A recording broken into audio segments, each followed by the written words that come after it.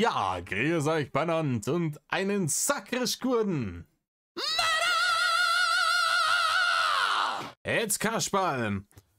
Leute, es ist mir eine Wonne, ihn mal wieder bei mir begrüßen zu dürfen. Wir machen heute eine kleine Spontan-Talk-Runde einfach über die aktuelle Situation mit dem Universum und allem drum und dran. Und ein recht herzliches Willkommen an den guten Mad Dog. Grüß dich. Ja, grüezi, Mädel und hallo, ja, schön, dass ich auch mal wieder da bin. Lang ist her, das letzte Mal, ne? Durchaus, durchaus. Es war jetzt auch relativ lange, relativ still um den Dicken, ne?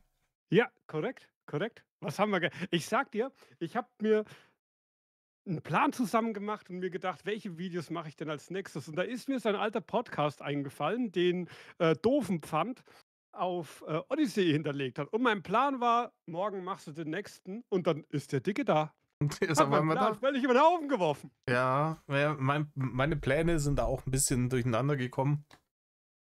War dann auch lustigerweise, ich habe irgendein anderes Video hochgeladen gehabt und just an dem Tag, erst einer der ersten Kommentare ist da drunter, so ja, jetzt lasse hier die Scheiße, interessiert keinen Menschen, der Dick ist wieder da. Ja, schon. Oh Mann, ja, Auch nee. die ganzen Dreckskommentare, die du immer so zwischendurch bekommst, das Game ist vorbei, wo du dir denkst: „Ja, na klar, wovon träumst du eigentlich nachts?“ Und da haben wir's wieder mal, ne? 'N Scheißdreck. Ja, klar. Ich habe immer gesagt, der kommt zurück, der bleibt nicht weg. Ja, Und auch sollte jetzt die aktuelle Staffel, ich nenne sie jetzt die Universumsstaffel, ich glaube, das hat sich so generell ein bisschen durchgesetzt in den letzten Tagen, ja. sollte die Nummer jetzt doch wieder relativ kurzlebig sein.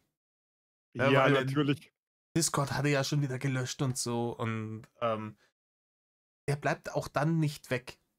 Ne? Ne, ne. Und wir haben's ja schon öfter gehabt, dass er immer wieder mal verschwunden ist. Klar, noch nie so lange, muss man sagen. Er hat's lange durchgehalten. Wenn man mal von dem ganzen Indigo-Bärchen-Dreck absieht, Hm. hat er länger durchgehalten als sonst. Naja, aber wie gesagt, er war ja nie ganz weg. Nein, nein. Man hat ja nur manche Sachen immer erst zeitverzögert gefunden, aber er war nie ganz weg. Er war ja nie irgendwie so, dass du sagst, hey, ähm, war wirklich ein halbes Jahr lang gar nichts ins Internet gepimmelt. Ich meine, letztes Jahr im Spätsommer war es nochmal der Blog, ne? Was war Mhm. das im August oder was das war? August oder September? Ich glaube August, wo nochmal ein Blog kam. Und jetzt Anfang des Jahres war ja auch wieder irgendwas in diesem österreichischen Fetischforum da, wo er unterwegs war. Und das ist schon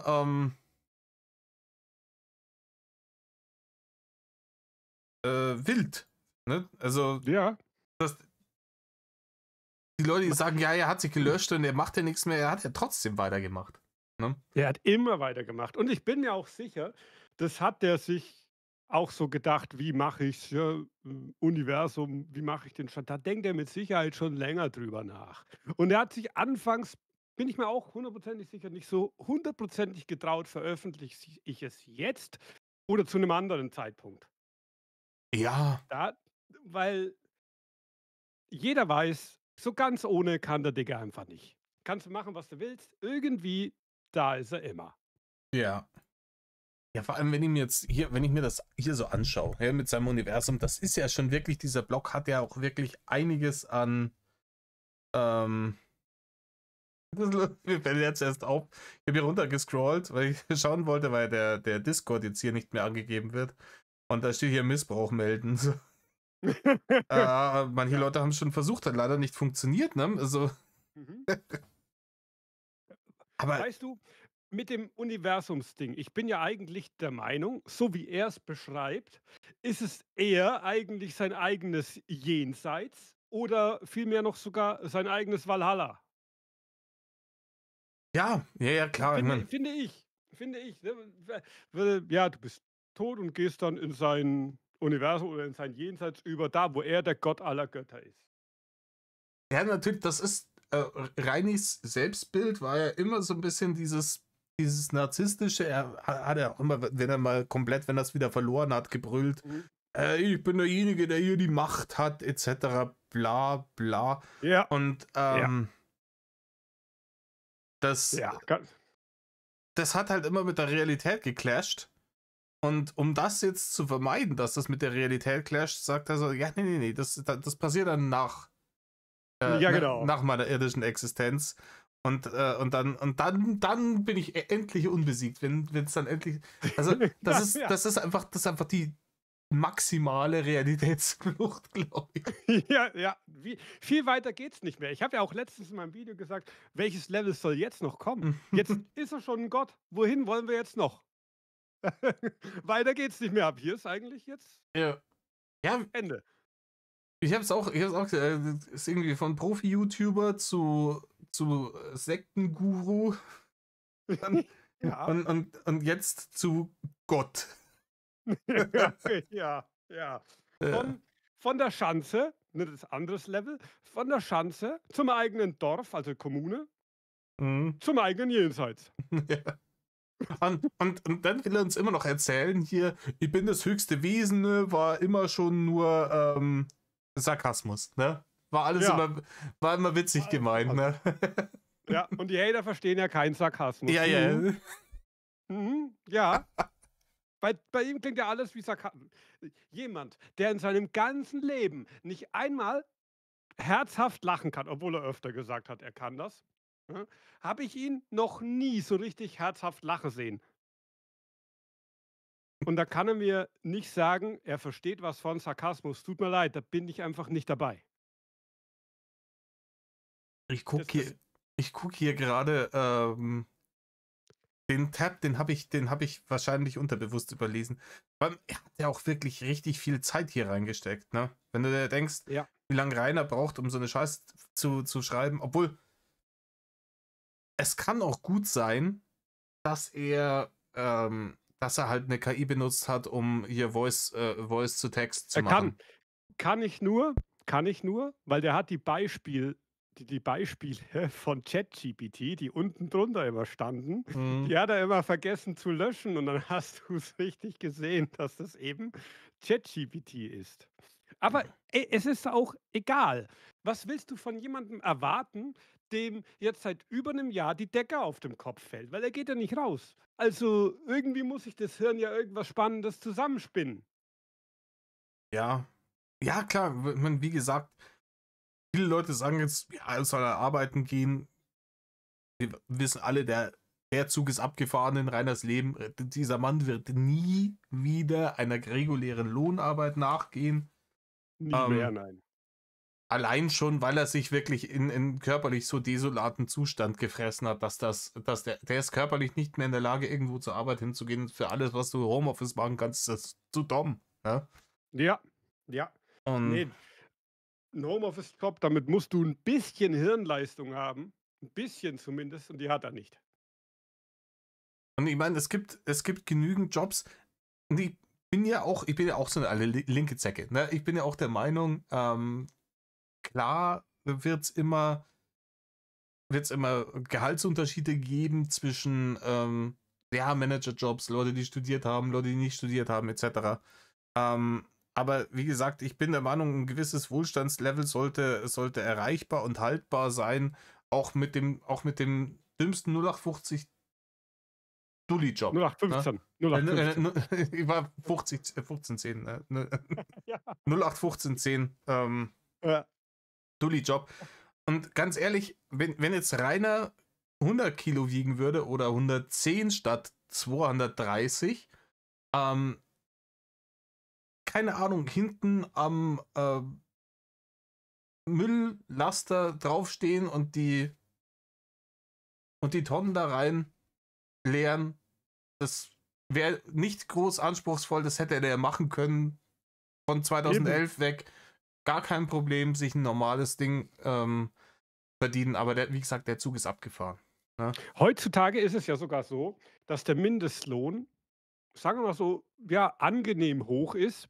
sodass er eigentlich nicht mal verarmen würde, wenn er den einfachsten Job, den es gibt, macht. Ja, ich weiß nicht, Mindestlohn, wenn du es immer ausrechnest, was du dann netto wirklich bekommst. Sie wollen ihn ja jetzt auf 15 € hochheben. Mhm. Ja, das ist auch schon mal gut.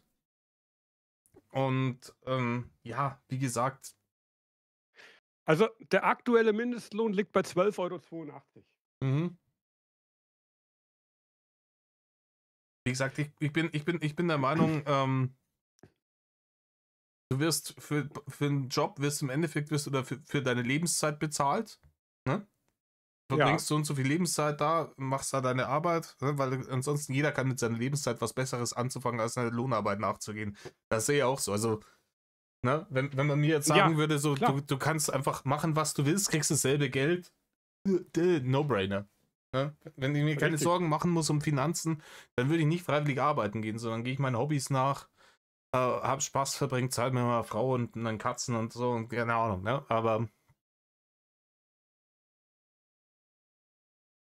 wie gesagt, also Das ist die Lebenszeit von jetzt jemandem, der so einen 0815-Job macht, ist meiner Meinung nach nicht so viel weniger wert wie die Lebenszeit von irgendjemandem, der Manager macht und dann, keine Ahnung, das. auch diese Jobs braucht's und irgendjemand Ja. muss diese Jobs auch machen. Und, Und dementsprechend, wenn du schaffst, den Wohlstand in dem Land so zu verteilen, dass sich die Leute ein bisschen was aufbauen können, dann wirst du auch rapide irgendwie sehen, dass so Parteien wie die AfD nicht mehr gewählt werden. Weil die wachsen auf der Unzufriedenheit der Bevölkerung, solche Leute. ja, Ne? Weil die ja. natürlich sind die Leute dann mit steigender Frustration und Verzweiflung irgendwo auf dem Level, dass die jedem glauben, der kommt und sagt, ich mach's besser. Hauptsache, es ändert sich was. Ne? Hey, es ist da, wie es halt immer ist. Wenn die Roten nicht dran sind, sind die Schwarzen dran und umgekehrt. Und ich frage mich halt immer, gibt es nur die 2? Aber jetzt würde es auch zu politisch werden. Mhm. Ja, auf jeden Fall. Richtige Lohnarbeit damals und Rainer hätte das schönste Leben haben können. Ganz ehrlich. Ja, ja. Aber nee, für was hat er sich entschieden? Wir wissen alle, für was er sich entschieden hat. Und es wird auch nicht aufhören. Auf die eine oder andere Weise wird er auch wieder eine Plattform finden und wenn es TikTok ist und seine Fresse zeigen. Über Und, kurz oder lang wird das passieren. und der hätte auch sicher irgendwo in der Umgebung irgendeine kreislige alte Sumpfkuh aufgetrieben, die sich jetzt von ihm Hey, irgendwie. locker. Ne? Also, sein Vater hat das ja auch geschafft. ähm, Aber da musst du sagen, und wenn ich die 4 den 4 ins Gesicht schaue, sehe ich in Ramona Rudi deutlich mehr als bei Rainer. ja, Rainer ist das absolute Abbild Abbild seiner seiner Mutter. Mutter. Ja. Ist so. Und genauso aber umgekehrt, ne? Ramona das totale Abbild von Rudi.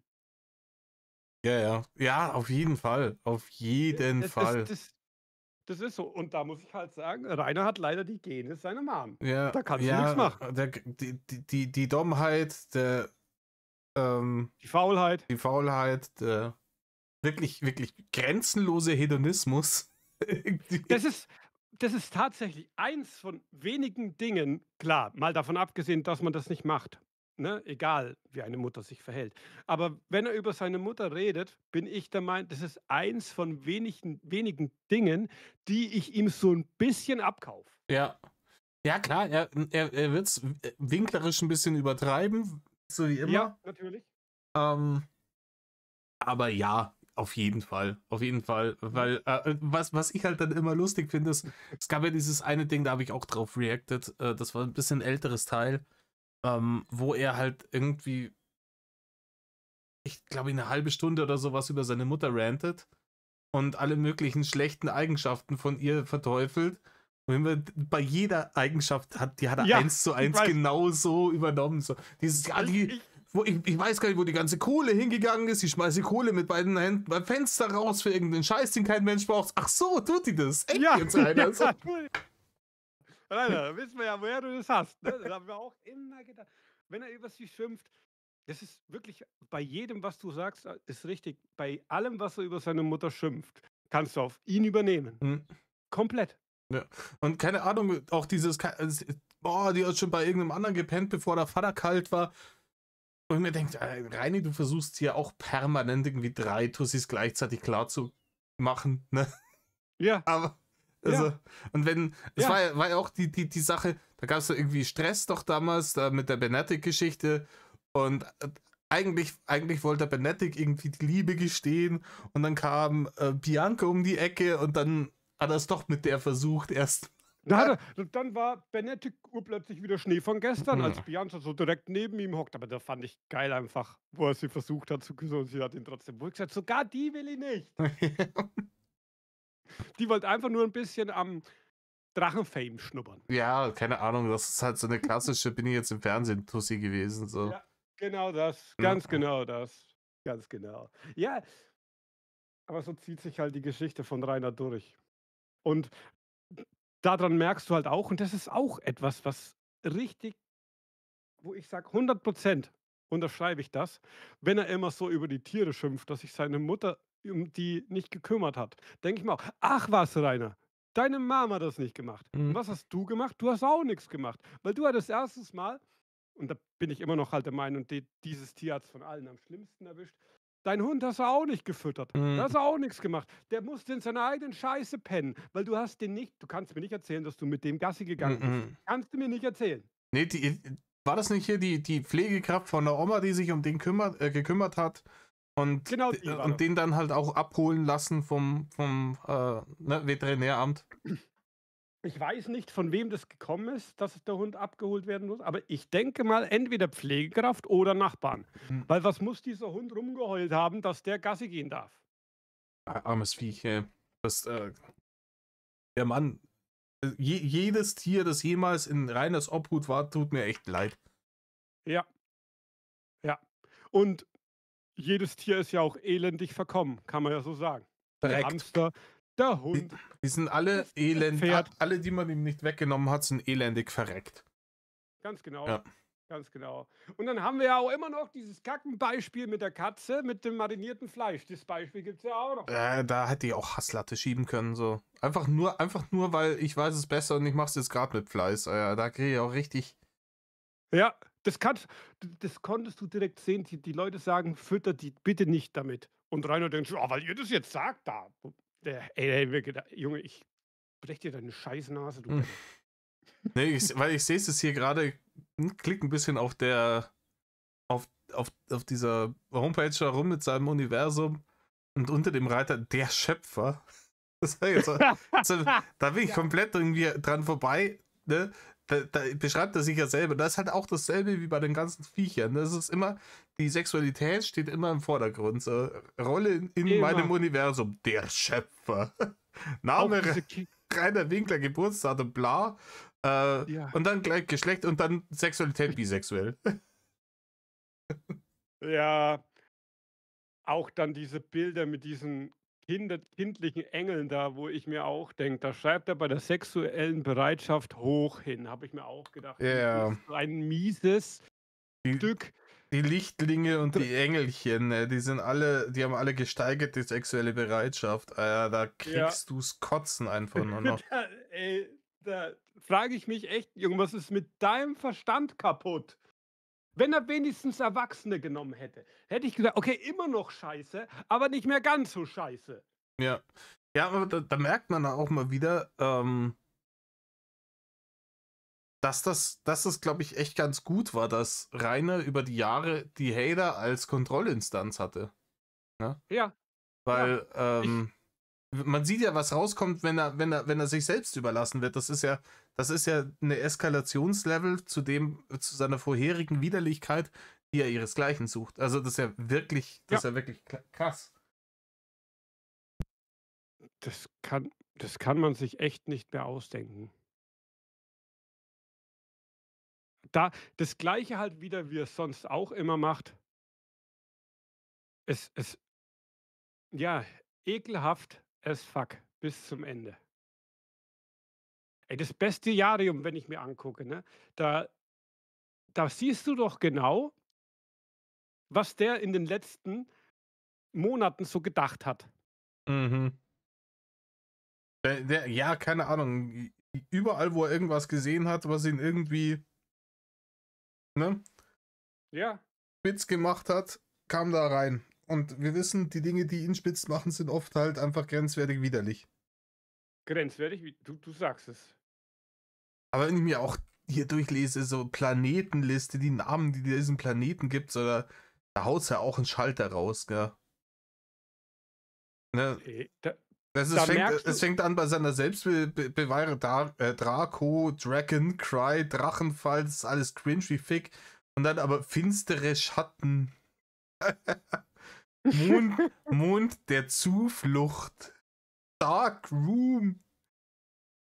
Ja, ja, es ist so schlimm. Oh Mann, Planet der Blitze, Planet der Schatten. Ach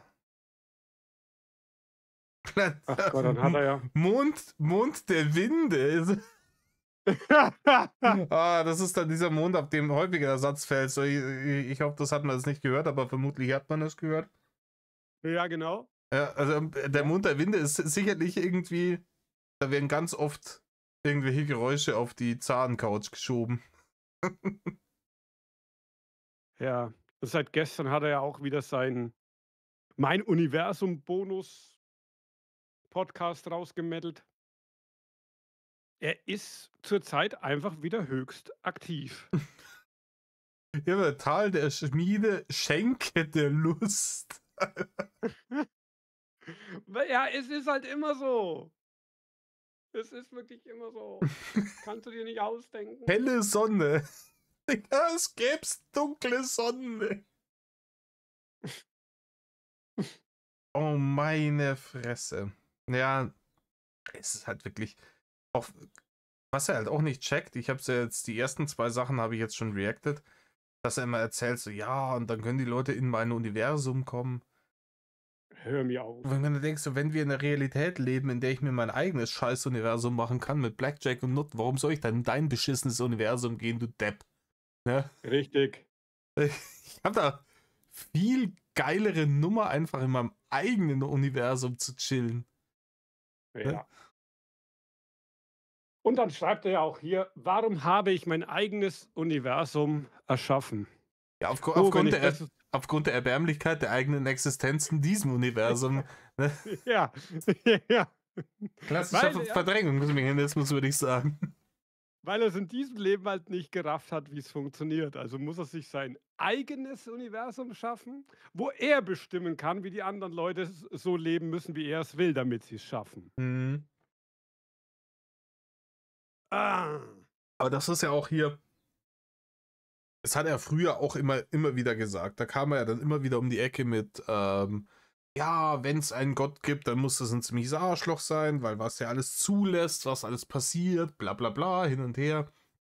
Ja, das ist da habe ich mir auch sehr oft immer gedacht: „Und Rainer, was wärst du? Du machst es wahrscheinlich noch schlimmer.“ Nee, Rainer denkt sich, Alter, was Gott kann ich schon lange. Ja, das würde ich viel Ja, besser genau. machen. Ja, genau. Weil ich bin eh das höchste Wesen. Gott kommt zu mir und will von mir gesegnet werden. Wahrscheinlich denkt er sich das dann so. Und dann existiert sein Ja, Universum, existiert also parallel zu unserem Universum irgendwie. Dann kommt Gott irgendwann rüber und sagt so, ey, Rainer, boah, krass.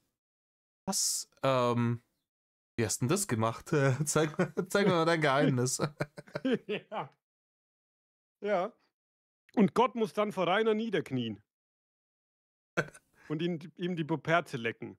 Mir Habe ich fällt, jetzt nicht laut gesagt. ich hab mir, ich hab mir in letzter Zeit echt gedacht, welche Filme der sich im letzten Jahr gegeben hat. Und mir ist gerade nochmal einer gekommen, irgendwie, Bruce Allmächtig. Hast du den gesehen? Ja, ja. Ich glaube, wahrscheinlich auch Mhm. sowas in der Richtung. Matrix nicht zu vergessen. Matrix, ja. Da Auch, glaube ich auch, das gehört da mit rein. ja, auch Er spricht so, möglich. als er spricht manchmal so, ja, ich weiß nicht. Aber ich glaub, mehr waren so Sachen wie Inception oder, ne, Ja, Bruce Allmächtig in meinem Himmel. Mir haben die Leute irgendwie eine bestimmte Anime-Sorte in die Kommentare geschrieben. Ich habe keine Ahnung, was damit gemeint ist. Ähm, Ja, ich was für eine Art von Anime das ist, aber ihr werdet wahrscheinlich recht haben damit. irgendwelche Animes hat er sich auf jeden Fall reingezogen und sich gedacht: „Ah, das könnte ich auch machen.“ Ja, Reini zieht sich im laufenden Band irgendwelche Dinge. Und das Pralle ist ja immer, wenn er dann sowas sieht, dann fängt es zum Rendern an im Ogerstübchen und dann denkt er sich, boah, sowas könnt ihr eigentlich auch machen. Mhm. Und dann hockt er da vor seinem Block und denkt sich: „Hey, den mache ich jetzt neu.“ Und dann natürlich auch so: „Ja, da bin ich wieder und ich bin jetzt 'n neuer Mensch. Die Vergangenheit lassen wir hinter mir.“ Ja, sieht man. Ein bisschen Gegenwind und der Discord ist wieder weg. Ja, weil er hat ja anscheinend auch jetzt auf diesem Discord irgendwie versucht, schon wieder, ne? Mhm. Irgendwelche Mullen, wahrscheinlich zukünftige Bärchen irgendwie kennenzulernen. Mhm. Da in Nordkorea schon wieder ausgepackt. Ganz ehrlich, wie er hier einen auf, ich bin so harmoniebedürftig und deswegen gibt es in meinem Universum keinen Hass und kein Leid und so Boah, da hat macht er ja er. das wieder, weil du's grade sagst, da hat er ja wieder erklärt mit seinem: „Oh, warum Hass keine Emotion ist, sondern 'n Zustand.“ Boah, hast du's mitbekommen? Nee, Hat er wieder nee. aufs Neue erklärt, wo ich mir denke so: „Du bist 'n Zustand.“ Einer, Nee, der leider irgendwie nicht weggeht, der immer da ist. Reini will einfach einen rechtsfreien Raum für sich selbst. Ne? Reini, Ja, Konsequenzlosigkeit. Ich mache, ja, was ich will und muss keine Konsequenzen fürchten. ja. Das hätte der am liebsten. Und da das an der Realität einfach wirklich kläglich gescheitert ist und sogar ein Vollidiot wie er das irgendwann begreifen musste, Ja. Irgend dann spinnt man sich halt irgendwie so seine eigene Realität zusammen. Dieses Universum ist für mich eine eidesstattliche Erklärung dafür, dass es seinen Misserfolg in seinem Leben verstanden hat. Ja. Aber es ist halt auch nicht seine Schuld. Ne? Ja. Es ist automatisch auch nicht seine Schuld, weil das hier ist ja nicht sein Universum. Ne? Er ist jetzt hier Mhm. als reingezwungen worden in das Universum von jemand anderem. Und Ja. sobald er jetzt endlich stirbt und dann seine Seele frei wird, dann macht er sein eigenes Universum und da ist wird alles viel, viel besser. Ne? Ja, genau. Genau, bis dann die ersten da wirklich sich da: „Oh, das ist ja was anderes, da gehe ich auch hin.“ Ne, da, wo er Gott ist, da will ich nicht hin. Ja. Und die Ja, meisten anderen wahrscheinlich auch nicht. und vor allem, keine Ahnung, dieses sich einreden, dann Gott sein zu müssen, ist halt auch wahrscheinlich als Kompensation für die eigene Unfähigkeit. Ne? Er Ja, hat, Moment, das müssen wir zurücknehmen. Nicht Gott, sondern Gott aller Götter. ja, Zitat Rainer Winkler. aber, aber du weißt, was ich meine, weil er hat ja immer gesagt, Ja. was er nicht alles kann, was er nicht alles tut. Und jedes Mal, wenn er versucht hat, irgendwas zu renovieren an der Schanze, hat er es verschlimmbessert. Ja, Und hier kann er halt einfach nur, wenn er sich vorstellt, wie irgendwas ist, dann wird das so. So, ja, und, genau. und Ich ganz ehrlich, wenn es gibt sicher Leute in der geschlossenen, die für weniger da hingekommen sind.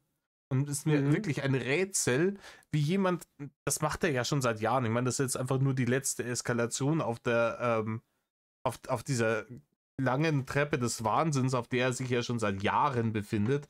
Ähm, ich begreife nicht, dass nicht irgendwann einer gesagt hat, hey Leute, den kannst du so nicht frei rumlaufen lassen. So, Ja, der, das Problem ist halt, beziehungsweise nicht das Problem, eigentlich ist es ja was Gutes. Du kannst ja jemanden nicht mehr so einfach entmündigen und wegsperren. ja, ja, Und das in ist den Zwangs das geht ja Gott sei Dank nicht mehr so leicht. Aber ich finde trotzdem, es irgendwie gibt's Ausnahmen. ja, wie gesagt, so, das auf der einen Seite ist es natürlich gut, dass du nicht einfach irgendjemanden als bekloppt erklären kannst Mhm.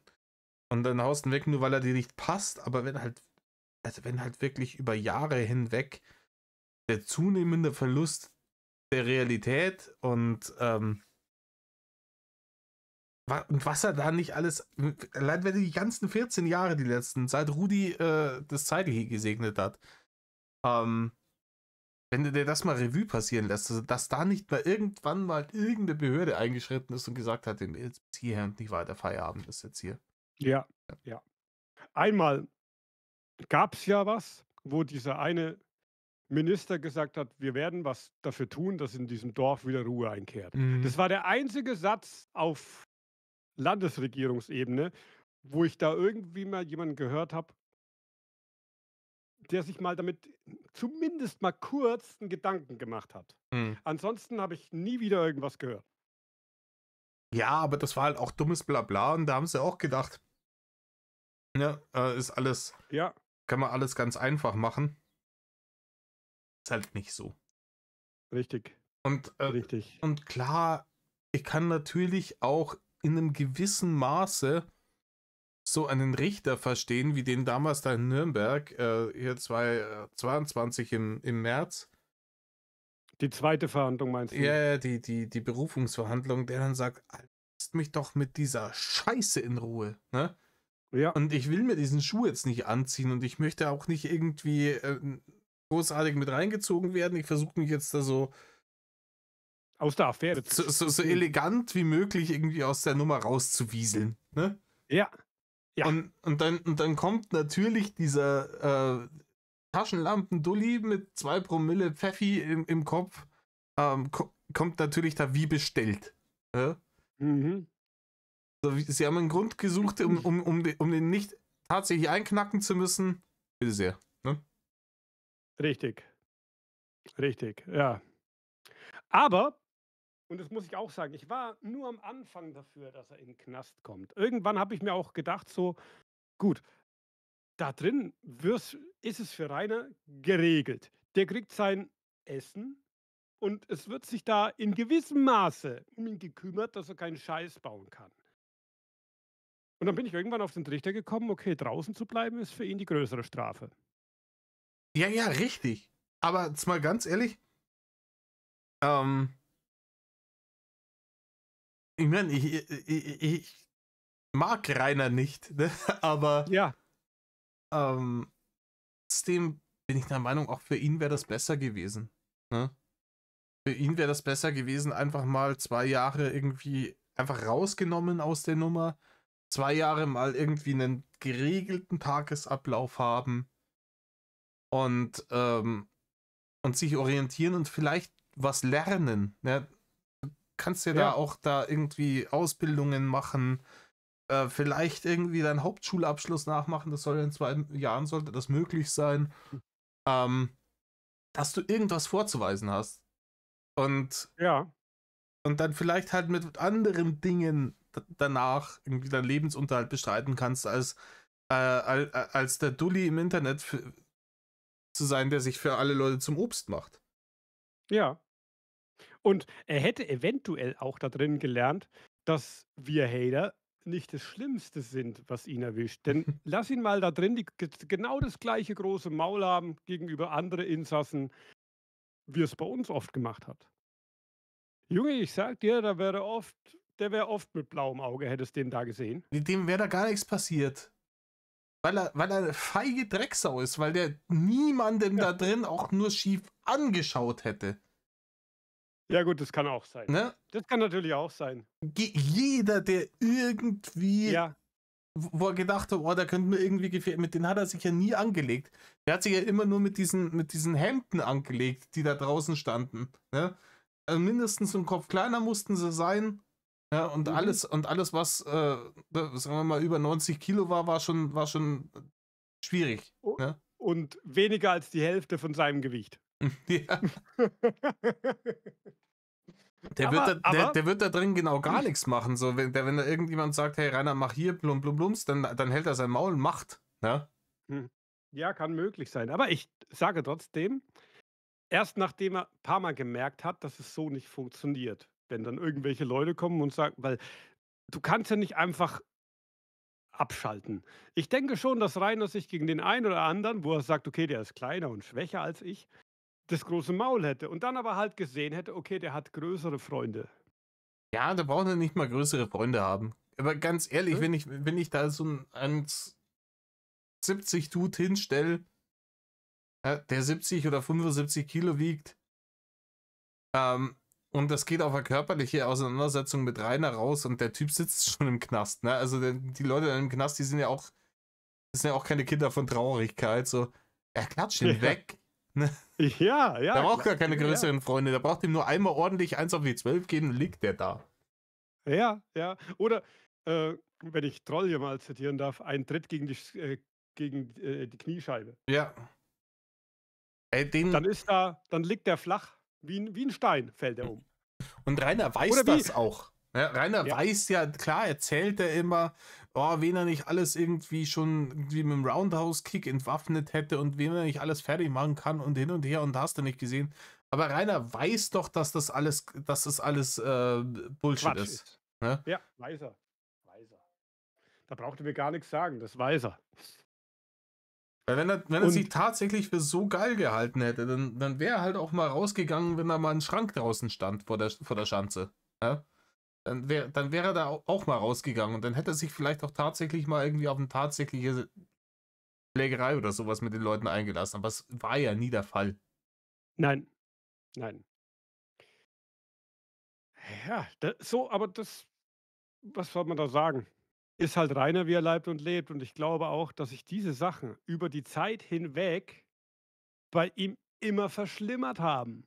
Seine, ja, ich sage jetzt mal, Kontrolllosigkeit, die wurde immer schlimmer, auch wenn er immer gesagt hat, die wird besser. Ne, die Hm. wurde immer schlimmer. Der hat immer schlechter gelesen.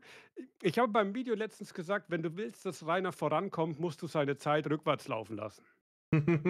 Yes. Ja, ja, ist leider so. Ja.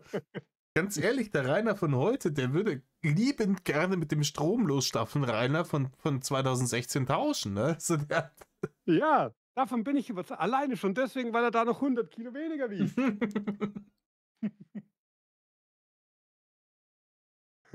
oh, meine Fresse. Ja, ja vor allem auch, weil es damals noch eine Exit-Strategie gegeben hätte. So, der hätte da damals noch rauskommen aus der Nummer. Ja, ja. Aber das gibt's nicht mehr. Das gibt's nicht mehr. Da kommt er nicht mehr raus. Und das, was er jetzt in seinem Dreck da hier wieder schreibt, das beweist mir nur, dass es eher noch schlimmer geworden ist. Ja, natürlich. Natürlich ist das noch Und schlimmer was geworden. was glauben die Leu oder was glaubt er denn, wie die Leute da drauf reagieren, dass die jetzt alle schreien: „Juhu, Rainer ist jetzt endlich geheilt?" Ja. Ja, gut, es ist halt auch keine Ahnung, die Vereinsamung, die er da hat, die ist natürlich auch mit ein Faktor. Ja, Wir richtig. haben das alle mitgekriegt während der Corona-Zeit, auch Leute, die stellenweise wirklich stabil dastanden, sowohl irgendwie vom Kopf her als auch emotional dastanden, Mhm. die das fertig gemacht hat und die nachhaltig negativ beeinflusst hat, die Leute. Diese Isolation während der Pandemie. Richtig. Und jetzt musst du dir mal vorstellen, du hast das 10 Jahre lang, so eine Isolation. Also, Ja, ja. und dann startest du halt nicht als stabiler Dude, ja, der irgendwo ein bisschen was im Kopf hat und so emotional gefestigt ist, sondern du startest schon vollkommen desolat. Ja, was soll denn da rauskommen? Ja, nichts. Er hat ja quasi nichts geübt. Keine Kommunikation mit Menschen außer in seinem Discord. Was lernst du da? Du wirst die ganze Zeit zugetrollt. Du lernst da gar nichts, ne, Ja, weil die Leute dich halt so lenken, wie sie dich haben wollen. vor allem die sozialen Interaktionen auf seinem Discord, die sind ja im Endeffekt auch immer nur Hater gewesen. Ja. Und da gab es halt zwei Varianten. Die einen, die ihn halt straight up beleidigt haben und sofort gebannhammert wurden. Und die Mhm. anderen, die ihm halt einfach Honig ums fette Maul geschmiert haben, um eben nicht sofort gebannhammert zu sein. Und Ja. keine von diesen sozialen Interaktionen ist irgendwie positiv. Ja, Oder nichts. ernst gemeint. Ja. Nicht mal ernst. Das ist genau der gleiche Beweis wie jetzt. Ich kann dir sagen, Rainer hat diesen Scheißdreck nur gemacht, damit er mal wieder auf eine Interaktion mit irgendwelchen Menschen kommt, die er nicht kennt. Ja, klar. Und sei es 'ne schlechte. Erinnere dich an die Videos, die nachts entstanden sind. Da war er am einsamsten, also hat er sich irgend 'n Video rausgemittelt, damit er irgendwie mit irgendwelchen Leuten wieder interagieren kann. Ja. Ja, die ganzen Leute, die auch näheren Kontakt mit ihm hatten, die Rainer stellenweise als seine Freunde angesehen hat. Immer wenn du irgendwelche Podcasts, Interviews oder sonst was mit den Leuten siehst und hörst, da heißt es dann auch immer, ja, Alter, der hat mich irgendwann um halb drei in der Nacht angeschrieben, ob ich jetzt Zeit habe, mit ihm irgendwie zu daddeln. Und Ja, du ja, sagst, das sind halt einfach ne, normale arbeitende Bevölkerung liegt halt um die Uhrzeit im Bett und pennt. Ne? ja, weil sie am nächsten Tag halt wach sein müssen für das, was da kommt. Aber Rainer musste das ja nie. Also, woher soll er's wissen? Weil der konnte ja bis 5 Uhr wach sein, am nächsten Tag um 11, 12 aufstehen. Was ist das schon für ihn? Und irgendwann verschwimmt halt für jemanden so die Zeit und der Tag, dass du halt keinerlei Gefühl mehr für irgendwas hast. Ja, gut, das kann jetzt auch mit jüngeren Leuten sein. Ich habe auch mit Anfang 20, da war es mir auch wurscht. So habe ich stellenweise bis um 5 Uhr in der Früh irgendwie mit meinen Kumpels irgendwas gezockt, habe 1,5 Stunden gepennt und bin in die Arbeit gegangen. Ne? Ja, da äh, hältst du das noch aus. Aber würden wir das jetzt noch schaffen? na, Vielleicht einmal. Vielleicht einmal. Alter, nicht um viel Geld. Ja, Doch, schon um viel ich habe Geld, aber ich habe mal hier einen Stream gemacht, der ging 8 Stunden lang und mir war egal, ob jetzt am nächsten Tag ich 'ne schlafe oder nicht, weil ich am nächsten Tag wusste, es ist der letzte Arbeitstag vom Wochenende. hm, Da habe ich das mal gemacht und ich habe wirklich nicht geschlafen, weil ich gesagt: „Jetzt lohnt sich auch nicht mehr pennen zu gehen." ja, Aber frage nicht, wie es mir an dem Tag ging. eher räudig. Ja, ey, ich habe mir gedacht: „Junge, das mache ich nie wieder." Und am gleichen Tag, als ich Feierabend hatte, bin ich nach Hause und du darfst dreimal raten, wo ich gelandet bin. In meinem Bett oder bis zum nächsten Tag geratzt. Ja. Ja, ist dann auch scheiße, ja? Dann hast du halt den Freitagnachmittag auch nichts mehr, Nein, ne? Freitagnachmittag war tot. Ja. Und das, du hast immer in dieser Hinsicht, wenn du ein arbeitender Mensch bist, hast du immer die gleiche Zeit nur zur Verfügung. Das, was ich nachts verbraucht habe an dem Tag, habe ich am Wochenende nicht gehabt. Ja, Und daher hast du als arbeitender Mensch immer die gleiche Zeit. ist so, ja. Ja gut, aber wie gesagt, das sind Konzepte, die versteht natürlich Rainer nicht, ne? Ja, richtig. Daher auch immer, „Gesucht euch mal 'ne Arbeit, geh arbeiten." Ja, sind alles Arbeitslose gewesen. Es ist erstaunlich, wie viele Arbeitslose in der Drachenleder-Bubble sind, ne? Ja, ja. Dass die einfach in ihrer wenigen Freizeit gesagt haben: „Jetzt fahren wir da mal hin, weil es lustig“, das ist dem nicht irgendwie in den Kopf gekommen. Komisch aber, dass immer viele, wenn ich Freunde, die Hater sind, die auch Hater sind, was fragst, dann zu mir sagen: „Ah ne, geht leider nicht, muss nächsten Tage arbeiten, ne?" Ja, Das ist halt so, ist halt komisch. ist halt normal, würde ich sagen. Ja, aber das weiß halt Rainer nicht, ne, weil die meisten Hater haben's ihm natürlich auch nicht gesagt. Ja, wo soll er's denn auch her wissen? Und ganz Ja. ehrlich,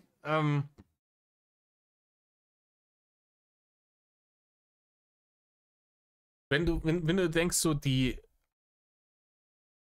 Jobs, die Rainer in seinem Leben gemacht hat, das war ja nie lange. Ich glaube, Plaster Nein. Jakob war das längste. Höchstwahrscheinlich hat man da auch mehr als Mitleid noch behalten oder ich kann es mir nicht anders vorstellen, weil alle Firmen, wo ihn die Zeitarbeitsfirma sonst hingeschickt hat, haben wir alle gesagt, nee, den können wir nicht brauchen. Mhm. Ja, Weil sonst wäre er nicht jeden zweiten Tag in einer anderen Firma gewesen. Und richtig. wenn du dann dir ausrechnest, während der Zeit, wo er in der Zeitarbeitsfirma war, damals hatten Zeitarbeitsfirmen, ich habe selber mal für eine gearbeitet, 2007, und die haben da so Klauseln drin. Ne? Also, dass du praktisch, ich weiß nicht, wie rechtens das war, aber ich war da auch noch sehr, sehr, sehr jung und man hat da Geld her müssen. Ne? Und das, die haben da halt so Klauseln auch drin, dass wenn du gerade nicht vermittelbar bist an irgendwen, dann hast du da mehr oder weniger unbezahlten Urlaub. Ne? Also Ja. bist dann schon noch bei denen angestellt und so, aber verdienst halt kein Geld. richtig. Und Obwohl heutzutage das nicht mehr so einfach geht, da sind sie dann verpflichtet, dir was anderes zu suchen, wenn du schon bereits aus sämtlicher, Probezeit und Befristung raus bist. äh, Dann aber gilt für die genau das gleiche Arbeitsgesetz, wie es für jeden anderen auch. ja, wie gesagt, ich habe keine Ahnung, wie das heute ist. Bei mir ist es auch schon fast 20 Jahre her. Aber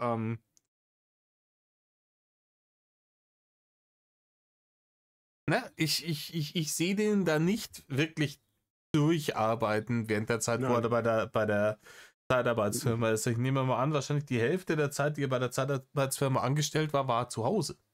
Ne?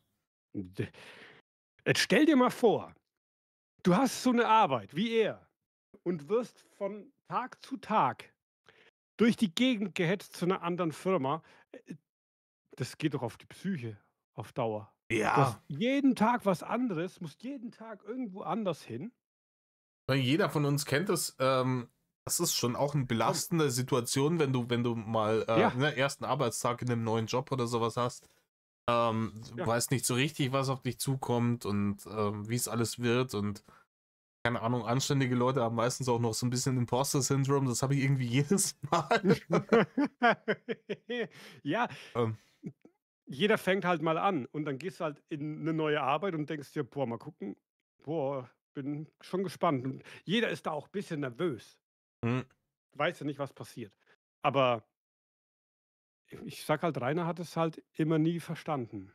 Und deswegen hat er's halt nie wirklich zu irgendwas Größerem gebracht, auch wenn er immer sagt, er ist was Größeres. der ist das höchste Wesen, ne? Ja, ist so. Und für mich sind halt die neuen Dinge, die er da jetzt schreibt, ist halt für mich Next Level. Einfach Next Level von dem, was das letzte Mal schon da war. Ja. Und keine Ahnung, wie lange er dazu saß, um sich diesen Mist nicht nur auszudenken, sondern in Wort und Schrift niederzuschreiben. Ich kann es dir ziemlich genau sagen, ne? Also, ich würde darauf wetten, ab da, wo sein letzter Blog offline gegangen ist, wo er es nochmal mit der Kommune versucht hat. Ne? Mhm. Und von da, also ungefähr von Spätsommer letzten Jahres bis jetzt. Weil was Ja. soll er denn gemacht haben sonst die ganze Zeit? Außer Datteln, ne? Ja, Wichsende, natürlich. Fressende, ne? Abgesehen davon ist ihm die Decke auf den Kopf gefallen und dann hat er sich halt in seinem Hirn, in seinem Spatzenhirn, irgendwas sich ausgemalt und rauskam Ja. 'n neues Jenseits. Boah, du stell dir mal vor, du machst die Augen zu und jemand, der dich abholt in sein Universum, ist der Rainer. Junge, der wird sagen: „Ne, warte, hey, warte, ich gehe in die Hölle freiwillig, lass mich in Ruhe.“ Ja, du kannst entweder kannst du als Seele weiter existieren oder du wirst eins von seinen Wesen, Ja, aber du darfst nicht entscheiden, welches Wesen und nicht entscheiden, welches Geschlecht du haben sollst. ja, natürlich. Ja. Dann bist du natürlich ein sexuell hochintensives Etwas. Irgendwas, worauf er gerade Bock hat. Ja. Ja, richtig, Ey, ist richtig. ganz ehrlich, der denkt halt wirklich, dass dann Leute gibt, die sagen so, anstatt mir mein eigenes Universum zu machen, gehe ich in die maximale Knechtschaft in Reiners Universum rein. So. Genau. Wo du immer wieder mal zwischendurch die Beine breit machen musst, weil seine liebe Gottheit das so will. Oder was auch immer. Ne? Also, ne, wenn du ein Schleim bist, ne? Und keine Beine hast, Mhm. aber du musst trotzdem Bock haben, auf jeden Fall. Ja, sogar als Schleim. Bah, Hochsexuell hochsexueller Schleim. das alles. Junge Kenner. Aber wenn ich hier, keine Ahnung, wenn ich mir anschaue, so eine Minotaurin. Ganz Ach, ehrlich, ich geh frage mich, weg. wo er die ganzen Bilder her hat. Ey, wa wahrscheinlich, also da gehe ich davon aus, auch Bilder-KI. Und da weißt du ja, da kannst du das dann reinschreiben und ein bisschen beschreiben, wie es aussehen soll und zack, da hast du die Bilder. Hm. Wie zum Beispiel seine Silven, wie er da schreibt. Ah, ja, ja, die habe ich auch gesehen. Sexuelle Bereitschaft gesteigert. Fortpflanzungsgene hoch. Lebenserwartung, damit er natürlich sehr, sehr lange Zeit dafür hat, 1300 Jahre. Und geschlechtsreif sind sie schon ab 23. Ja, ist das so wie hier Und die Größen, Todesengel, die haben auch Bock. Aber die sind erst mit 150 Jahren geschlechtsreif. Und die haben nur normal Bock. schade. Ja. Und weil du es gerade hast, Dämonenschleime, wie sind die denn? Fortpflanzungsgene keine, aber die sexuelle Bereitschaft ist hoch. Kann mir das mal jemand erklären? Ich weiß es nicht, keine Ahnung. Aber die Engelchen und die Lichtlinge sind für mich das Schwierigste. Ne? Ja, ja. Also Schleim der Begierde. Junge, wie kann man auf sexuelle Bereitschaft enorm mit einem Schleim? Alter, alter Wanderreh. Da hat er ein R vergessen. Der alte Wanderreh ist ein humanoides Fabelwesen. Alte Wanderrehe? Ja. Gnome und Kobolde gibt's auch, ja. Aber sexuelle Bereitschaft hoch, das ist ein alter Mann, der hier. Der so aussieht wie der Dark Wanderer von Diablo 2. Oh ja, der hat richtig Bock. Der hat Oh, richtig Bock gehabt, der. oh, oh, oh, oh, oh. Die Lichtlinge auch 1 Meter groß. Mhm. Geschlechtswitter natürlich, damit Weil, er auch seine Bisexualität natürlich Mhm. zum Tragen kommt. Fortpflanzungsgene sind normal und die sexuelle Bereitschaft wieder einmal gesteigert. Mhm. Oh ja. Das ist, wie gesagt, das gehört zu den schwierigsten Nummern an der ganzen Geschichte, finde ich, dass diese ganzen Wesen, die er sich da ausdenkt, die alle ein humanoid, minderjähriges, sehr, sehr minderjähriges Äußeres haben, aber trotzdem irgendwie als Sexobjekte behandelt werden.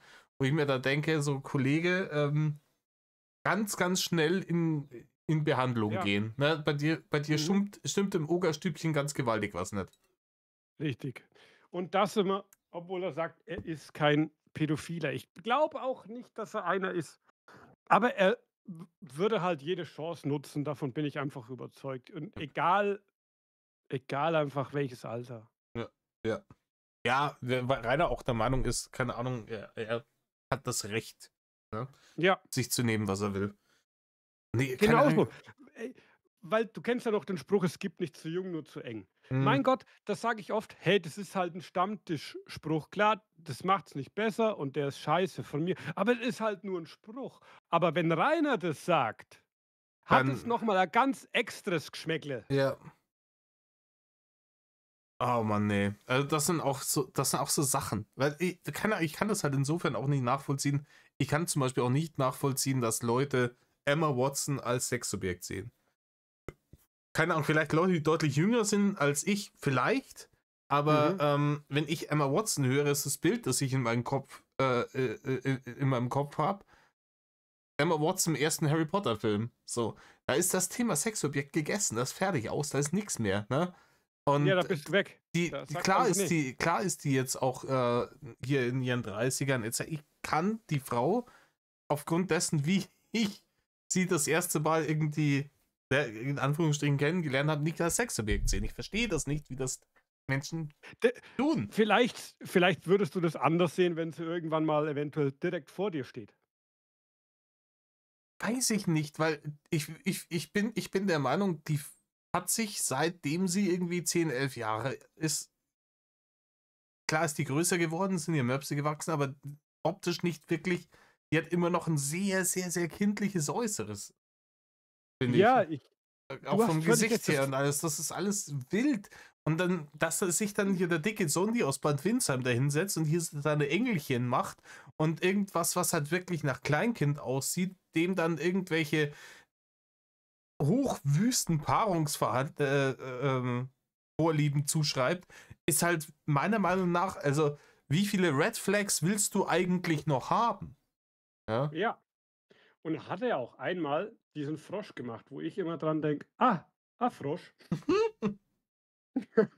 Dieses, na, wie heißt, Name Frogoro, Mhm. Größe 1,10, humanoide Völker, Planet der Sümpfe, natürlich männlich Der ist ja unfeindlich. ziemlich brand new, ne? Den hat er erst vor 3 Tagen hochgeladen.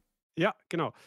Geschlechtsreif circa ab 17 schon, Lebenserwartung 90, Fortpflanzungsgene normal, sexuelle Bereitschaft, Tatsache, schreibt er hier, unbekannt. Ja, unbekannt heißt nicht, dass sie nicht gesteigert oder Ja. extrem ist.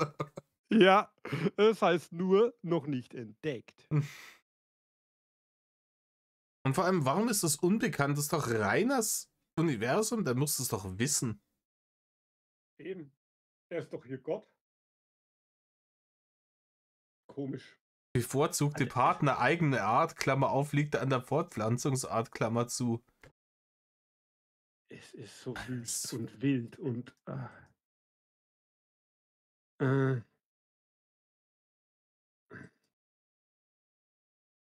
Nee, Folge 3.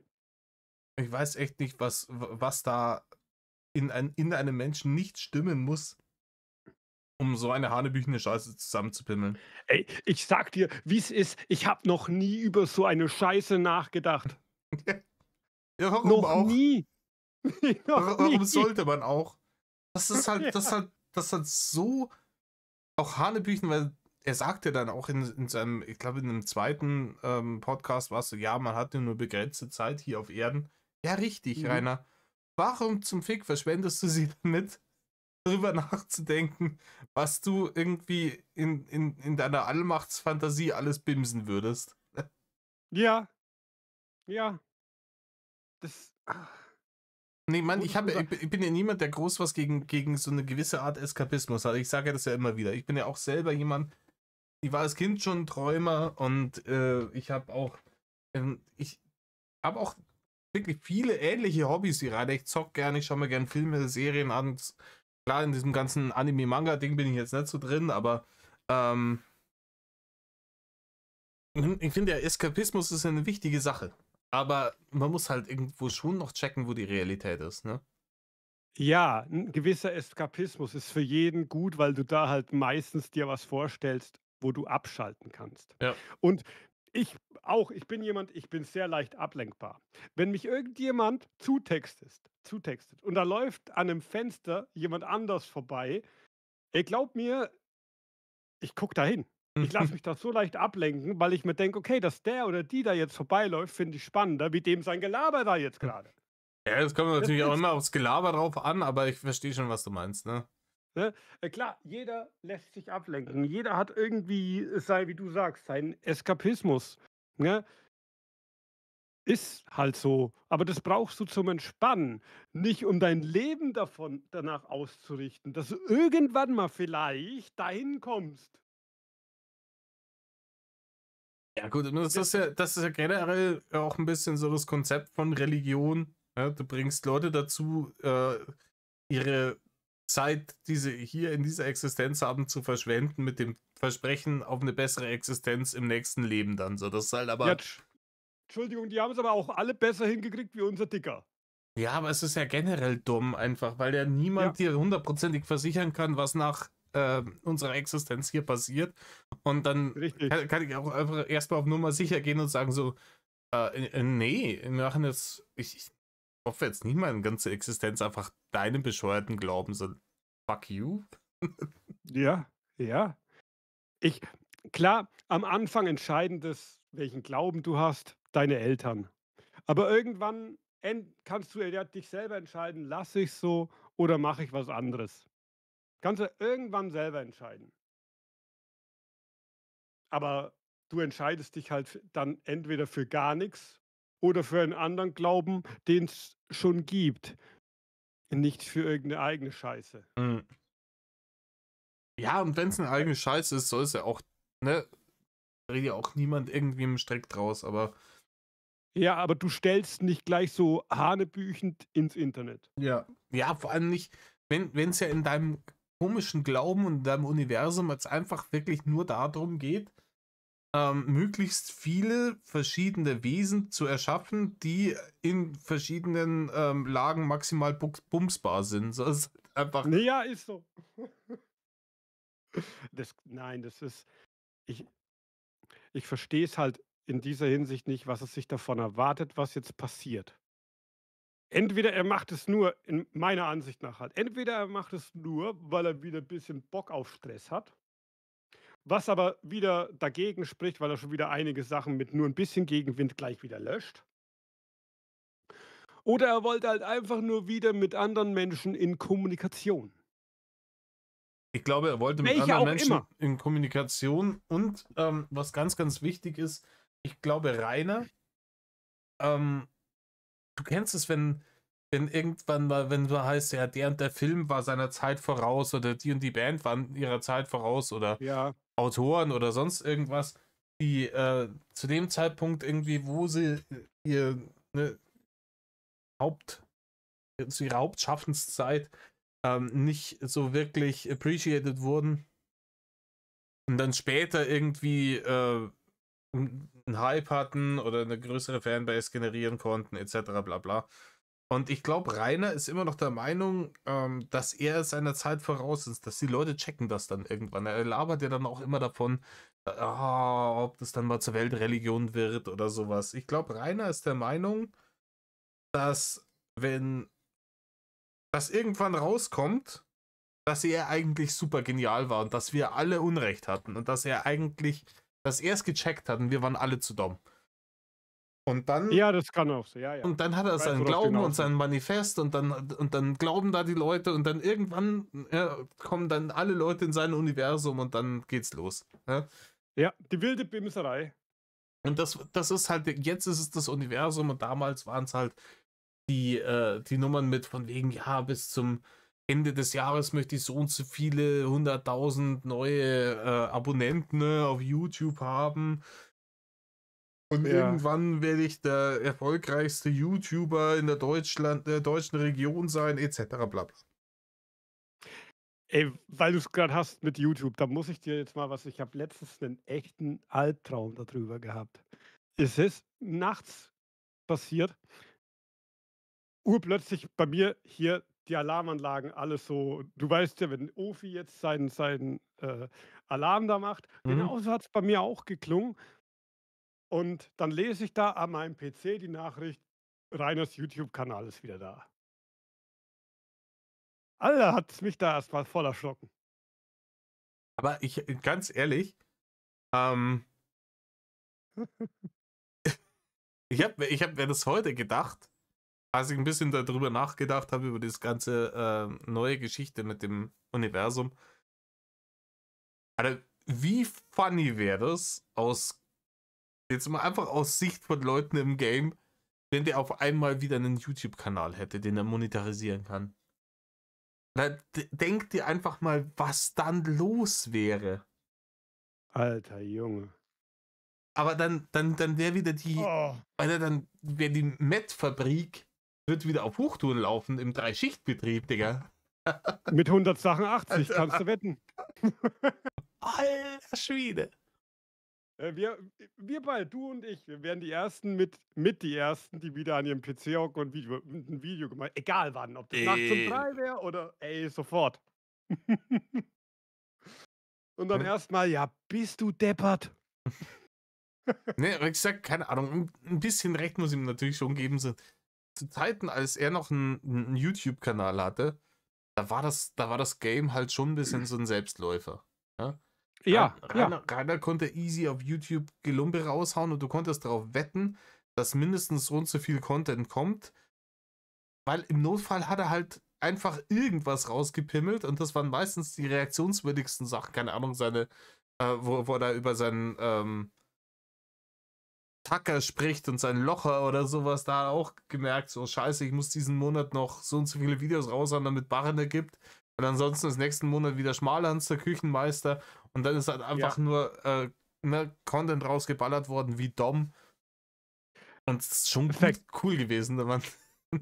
vergiss nicht die Zeitreisen mit der Taschenlampe. Junge, Alter. Vater. Weil ganz ehrlich, mich hat es damals immer aufgeregt, aber im Vergleich zu dem, was danach gekommen ist, war das ja auch ne, für viele Leute im Game, gerade für so Reaction-Kasperl wie uns, war das ja schon irgendwie so ein bisschen das Golden Age-Ding, weil es deutlich weniger Ja, auch anspruchsvoll und deutlich weniger anstrengend war wie diese ganze TikTok-Scheiße. richtig, Weil richtig. durch die sich durcharbeiten, das war schon belastend stellenweise. Belastend hast du gut ausgedrückt. Das war aber auch wirklich, ich habe wirklich teilweise gedacht: „Okay, jetzt geht mir mein Verstand gar flöten.“ Der Rest, der jetzt noch da ist, der ist jetzt gar flöten gegangen. Oh Mann. Ja, immer die ganzen Big Matches und das ganze Ding. Ähm, also TikTok war wirklich, vor allem weil er dann, Anstrengend. weil er nicht irgendwie so kontinuierlich irgendwie Content kam, sondern da hat er dann mal irgendwie 8 Stunden gestreamt und dann war er 3 Stunden off und dann hat er wieder 8 Stunden gestreamt, dann kam wieder 2 Wochen gar nichts und dann, Ja, ja. Ey, das war, ich kann dir nicht sagen.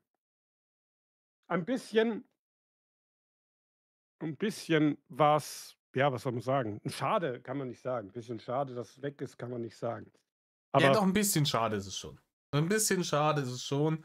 Ich meine, ich gönn's Rainer, dass er die YouTube-Barren nicht mehr bekommt. Das gönne ich ihm jeden Tag. Ähm, aber natürlich ist es ein bisschen schade, dass wir diesen Traum-Content davon so diese, ne? Es kam ja Matt frei Haus, ohne dass du irgendwas machen musstest. So. Es war schon, ja, ne? ja. Und du musstest es auch gar nicht wissen. Es hat gereicht, wenn du Leute wie 'n Spiegellord abonniert hast, dann hast du schon gewusst: „Okay, das Nächste ist da.“ Und diese geilen Intros immer am Anfang, das war schon nice. Die Spiegelort-Intros, die waren schon stellenweise grenzwertig. Ja, Ähm, aber es gab ja. auch einige, wo ich aus meinem Video wieder rausschmeißen musste, weil es hier gleich rot und gleich so, Musik? Äh, Ne.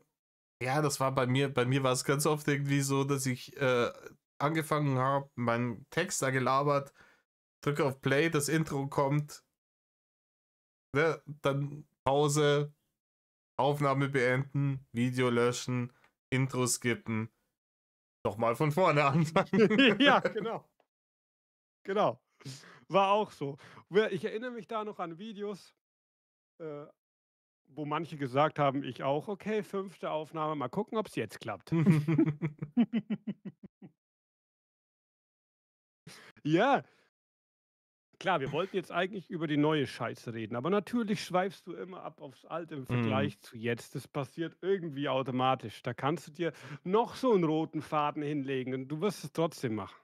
Ja, und ich meine, damals, das war natürlich, das hat einen ab und zu mal aggro gemacht. Manchmal hat man, aber es war generell weniger, ja, weniger, ich kann es nicht anders sagen, es war weniger belastend. Ja, Und ja. je länger das Game dauert und vor allem seitdem er den YouTube-Kanal nicht, es ist eigentlich zunehmend immer trauriger geworden. Oh ja, Es oh hat ja. angefangen damals, wo er dann aus Berlin gestreamt hat, irgendwie mit Diggity Doggity. Die Ding-Dong-Staffel. Und, oh, die Ding-Dong-Star. Oh, nein! Ich habe das in ganz, ganz, ganz dunkle Ecke meines Unterbewusstseins verdrängt. Dieser scheiß Ding-Dong-Nummer damals. Oh. Die Ding-Dong. Erinnerst dich noch in der Ding-Dong-Staffel, wo er da saß und sagt so: „Weil ich der Geilste, der Schönste und der Beste Beste bin.“ bin.